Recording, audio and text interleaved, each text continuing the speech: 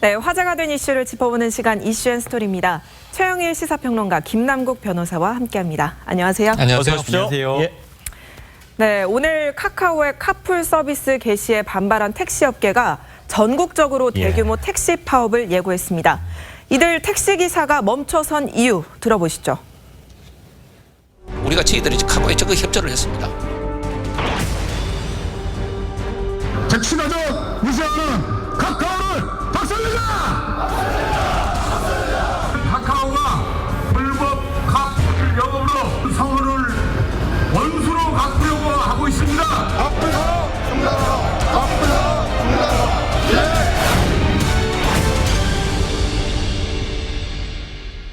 네, 오늘 새벽 4시부터 운행 중단이 시작됐습니다.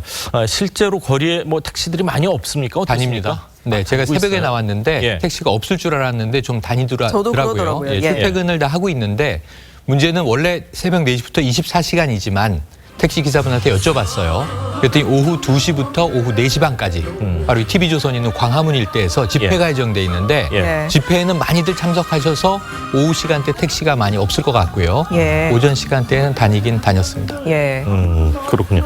자, 양측 입장을 좀 더 구체적으로 들어봐야 될 것 같습니다. 택시 업계와 카카오 측 얘기 한번 직접 들어보고 판단을 해보시죠. 카풀은 합법화되어 있습니다. 예. 그러니까 출퇴근 시간에 한해서. 그런데 지금 이제 그 카카오 카풀 웹은 그게 아닙니다. 출퇴근 시간이라고 하는 것이 24시간이 택시처럼 똑같이 카풀 앱을 통해서 영업을 하겠다. 그럼 법상에 출퇴근이라는 정의가 없어서요. 사실 직업도 다양해지고 출퇴근 시간이 다양해져서 24시간 확정은 절대 아닙니다. 네, 이 논쟁이 되고 있는 카풀이 같은 목적지를 가는 사람이 차를 같이 타고 가는 거잖아요. 근데 들어보니까 양측이 같은 법 맞는 해석을 말이에요. 다르게 하고 있는 것 같아요. 근데 법의 해석과 좀 저격을 좀 제한적으로 좀 다르게 보고 있는 것 같은데요. 이 여객 자동차 운수사업법과 관련된 부분에 이 자가용 운전자 같은 경우에는 돈을 받고 이 자가용을 영업용으로 사용할 수 없도록 되어 있습니다. 그런데 이제 예외 조항이 하나가 있는데요. 바로 이제 이 출퇴근 때 승용차를 함께 타는 경우에는 예외적으로 돈을 받고 운행을 할 수 있도록 되어 있는데요. 다만 이 출퇴근과 관련해서 같은 법이나 또는 그 밑에 시행령이나 시행 규칙에 출퇴근 시간에 대한 정의가 내려져 있지 않기 때문에 그렇다라고 하면 출퇴근 시간에 대해서 본인이 가지고 있는 직업에 따라서 달라지는 것 아니냐. 그래서 아침에 일찍 출근한 사람은 그때가 출퇴근 시간이 될 수가 있겠지만 그렇지 않고 유연 근무라든가 탄력 근무를 해서 오후라든가 오전 10시 이후에 이렇게 출근을 한다라고 한다면 이것도 역시 그 법에서 이 해당 법에서 허용하고 있는 것이 아니냐라는 이런 이야기가 나오고 있는 거고요. 지금 어느 쪽이나 법을 좀 해석하는 거에 있어서 좀 본인들의 가지고 있는 입장에 유리하게 좀 해석을 하고 있는 것으로 보이는데 결국에는 이 법에서 이야기를 하고 있는 것은 원칙적으로는 안 된다라고 이야기를 하고 있고 예외적으로 제한적으로 이 카풀이 가능한 것으로 해석을 해야 될 것 같습니다. 그렇군요. 이 택시업계에서는 생존권 침해라는 주장인데 통상적으로 출퇴근 시간으로 우리가 통상적으로 알고 있는 거에 적용을 한다면은 시민들 입장에서는 조금 반길 수도 있지 않을까 하는 생각입니다. 그러니까 이게 출퇴근하는 시민들 입장에서는 이용할 수 있는 교통의 수단의 수가 늘어나면 당연히 거부할 이유가 없죠. 가격도 그럼 좀 저렴해질 수 있겠고요. 가격도 저렴해질 수 있고 또 어차피 혼자 출근하는 사람은 이게 일종의 부수입, 사이드 잡이 될 수도 있고 여러 가지 장점이 있는데 택시 조합에서 이 시뮬레이션을 한 결과를 보니까 이 결과상으로 보면 택시기사들이 우려할 만해요. 그러니까 하루에 한 530만 회 운행을 하고 있는데 지금 이 카풀을 적용할 경우에는 출퇴근 시간에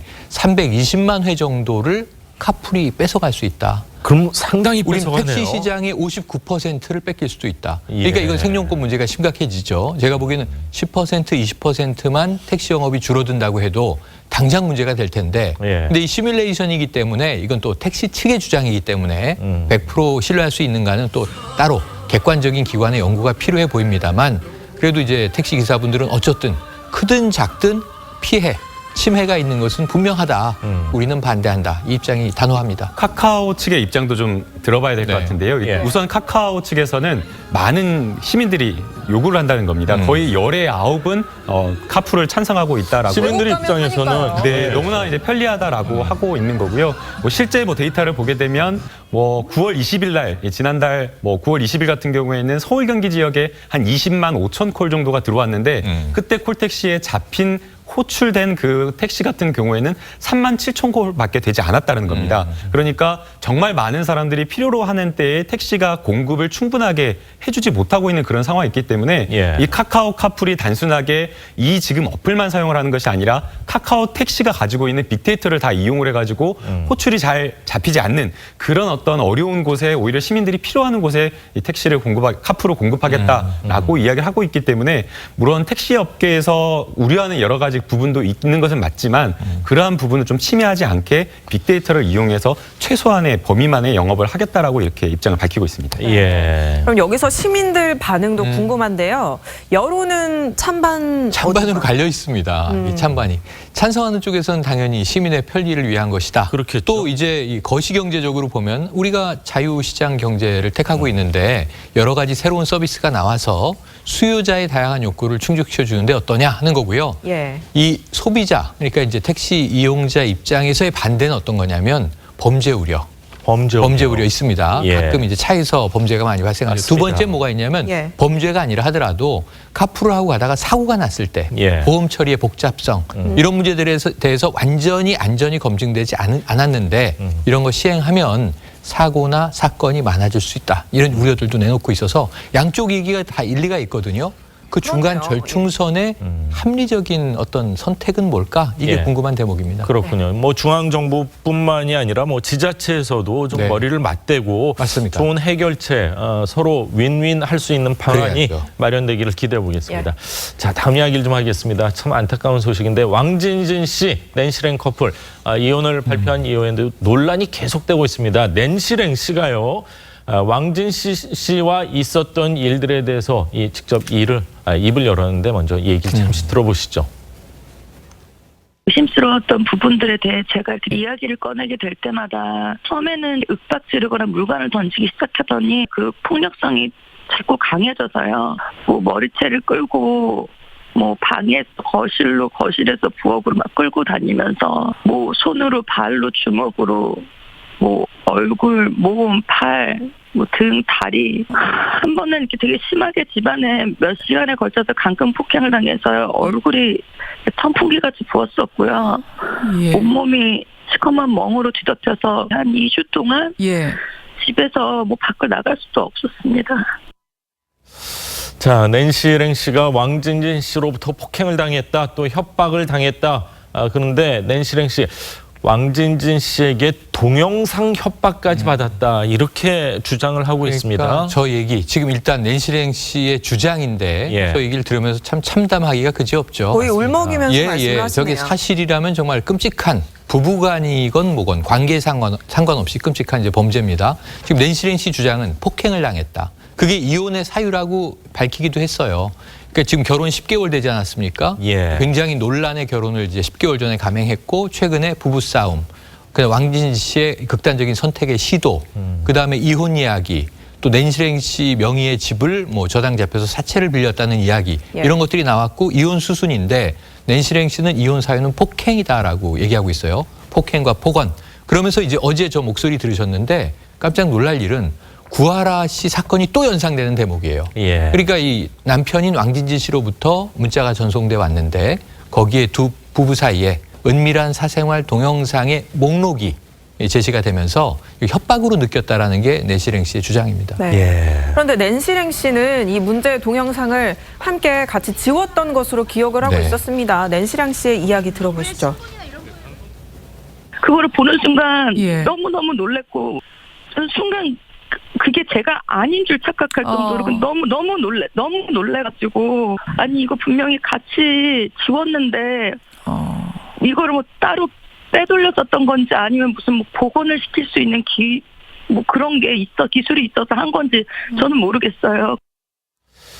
네, 일단 영상 촬영은 합의하에 했고요. 예. 그거는 불법이 아닌데 함께 지운 다음에 남성이 뭐 남몰래 복구하면 법적으로는 어때요? 이 남몰래 복구한 것에 대해서 법적으로 또 책임을 묻기에는 좀 어려워 보이고요. 예. 현행 법에서는 사실은 이제 같이 찍은 이 당사자이기 때문에 왕진진 씨가 이 사실은 낸시랭 씨에게 이 영상을 보낸 것도 처벌이 지금은 되지 않도록 돼 있습니다. 그래서 이 유포라고 하는 개념에 대해서 제3자에게 이 동영상을 보낸 경우에 이 유포죄로 처벌이 되게 되는 그런 상황인데요. 예. 지금 이제 문제가 되는 것은 삭제한 줄 알았는데 그대로 동영상이 존재하고 있는 그런 상황이기 때문에 예. 도대체 왕진진 씨가 어떤 목적으로 이 영상을 그대로 복원하고 있었던 것인지가 문제가 되는 것 같습니다. 그렇군요. 근데 왕진진 씨는 동영상 협박에 대해서 부인을 하고 있습니다. 파일명만 보냈는데 그게 어떻게 협박이냐 이렇게 얘기를 하는데 협박이 될 것 같기도 하고요. 아닐 것 같기도 하고요. 네, 될 가능성이 높아 보입니다. 뭐 그렇습니까? 지금 속단하기는 좀 어려운데요. 하급식 판례나 이런 것들을 보게 되면 영상이라든가 사진이라든가 이런 것들을 보내면서 협박과 관련된 뭐 특정한 돈이나 금품이나 유포하겠다 이런 말을 하지 않고 해당 그런 영상만 보낸다고 하더라도 그것을 받아본 사람 입장에서는 깜짝 놀라고 공포심을 느낄 수밖에 없기 때문에 예. 일단은 영상을 보낸 그런 것 자체가 굉장히 큰 문제가 되는 협박과 관련된 행위라고 봐야 될 거고요. 그 외에 이제 그 영상을 보내게 된 목적이라든가 그 뭐 영상을 보내면서 어떤 이야기를 했는가 이런 것들이 굉장히 중요한데 지금 뭐 왕진진 씨 같은 경우에는 법원에 증거로 제출을 하기 위해서 이렇게 했다라고 하면서 그 증거 제출 이유에 대해서는 본인이 폭행 협박을 하지 않았다라는 어떤 증거다라고 하는데 이 성관계 동영상을 이 법원에 제출한 경우 거의 보지를 못했기 때문에 예. 목적 자체가 좀 납득이 가지 않는다라고 생각이 들고요. 이 목록만 보냈다고 이야기하는데 목록을 보내기 전에 왕진진 씨가 낸시랭 씨에게 대가를 치르게 하겠다라는 그런 어떤 큰 어떤 이런 이야기를 했다라고 하면 예. 이 목록만 받아봤다라고 하더라도 여성이고 그렇겠네요. 이 공인인 연예인 입장에서 어떤 감정을 가질지 이런 부분을 좀 고려해봐야 될 것 같습니다. 네, 낸시랭 씨는 또 사생활 동영상으로 문제가 된 구하라 씨의 심정을 이해한다면서 자신의 심정을 밝혔습니다. 들어보시죠. 뭐 다 죽여버리겠다. 함께 죽자. 너 가만 안 놔두겠다. 하지만 이미 징역을 오래 살았었기 때문에 이제 네 인생은 끝이다. 구하라 씨가 왜 그렇게 무릎 꿇고 남자친구한테 빌었던 그 심정이 충분히 이해가 되고요. 여성으로서 또 어떻게 보면 알려진 사람으로서 예. 얼마나 무섭고 절망적인지 저도 똑같이 느끼고 있습니다. 네, 낸시랭 씨, 구하라 씨 뭐 비슷한 점이 참 많은 것 같습니다. 패턴이 거의 같습니다. 예. 단지 다른 거는 연인 관계냐 부부 관계냐 지금 이 차이만 있는 거죠. 그렇네요. 지금 헤어지는 상황에서 이 전 남자친구가 성관계 동영상을 보내면서 사실은 뭐 연예인 생활이 끝날 수도 있다라는 협박으로 느껴지는 뉘앙스의 그런 어떤 메시징을 했기 때문에 예. 구하라 씨가 고소를 했죠. 지금 어제 비공개 대질신문이 있었습니다. 예. 구하라 씨와 전 남친 사이에는. 근데 지금 왕진진, 낸시랭 이 부부의 사이에도 지금 이혼은 이미 다 공개가 돼 있는 상황이고 예. 더 이상 돌이킬 수 없이 헤어지는 관계인데 남편 쪽에서 아내에게 이 성관계 동영상을 보내면서 단단히 준비해라. 뭐 이제 이런 식의 이야기를 하게 되면 예. 이것도 협박으로 느낄 수 있는 대목이고 낸시랭 씨는 연예인입니다. 그러니까 사실 이제 팝 아티스트지만 방송인이기도 하죠. 예. 이런 측면에서 구하라 씨의 지금 사건과 낸시랭 씨의 사건이 너무 닮아 있어서 안 그래도 이런 이 사생활 동영상을 가지고 보복 협박을 하는 게 큰 예. 범죄라고 우리가 여러 차례 이야기를 하고 있는데 맞습니다. 이렇게 이 바투게 빈번하게 벌어지고 있는 것은 참 안타까움을 금할 수가 없네요. 사랑했기 때문에 결혼까지 했을 텐데 이런 네. 일까지 벌어지니까 보는 사람들 입장에선 참 안타깝습니다. 자, 오늘 두 분 말씀 여기까지 듣겠습니다. 감사합니다. 감사합니다. 고맙습니다. 고맙습니다.